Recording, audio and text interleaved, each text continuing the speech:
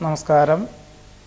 പുണർദം നക്ഷത്രത്തിൽ ജനിച്ചവർക്ക് ഈ ആഴ്ചയിൽ മനസ്സിൽ ഉദ്ദേശിക്കുന്ന കാര്യങ്ങൾ ഏറെക്കുറെ സഫലമാകുവാനും പരീക്ഷണ നിരീക്ഷണങ്ങളിലും ചർച്ചകളിലും സന്ധി സംഭാഷണത്തിലൊക്കെ തന്നെ അനുകൂലമായ വിജയം കൈവരിക്കുവാനും ഇടവരും. പഠിച്ച വിദ്യയോടനുബന്ധമായ ഉദ്യോഗത്തിന് നിയമന അനുമതി ലഭിക്കും. അഥവാ സ്ഥാനമാനങ്ങളോട് കൂടിയതായിട്ടുള്ള മറ്റൊരു ഉദ്യോഗത്തിന് നിയമനാനുമതി ലഭിക്കുവാനിടയുണ്ട്.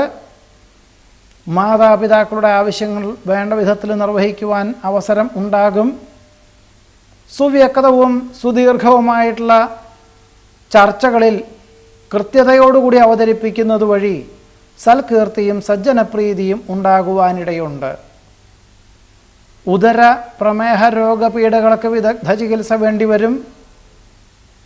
മാർഗതടസ്സങ്ങൾ പല പ്രകാരത്തിലും വന്നു ചേരുമെങ്കിലും സുതാര്യതയുള്ളതും ദീർഘവീക്ഷണത്തോടു കൂടിയതുമായിട്ടുള്ള സമീപനത്താലും പ്രവർത്തനങ്ങളാലും അനിഷ്ടങ്ങളെയെല്ലാം തന്നെ അതിജീവിക്കുവാനും വഴിയൊരുക്കും.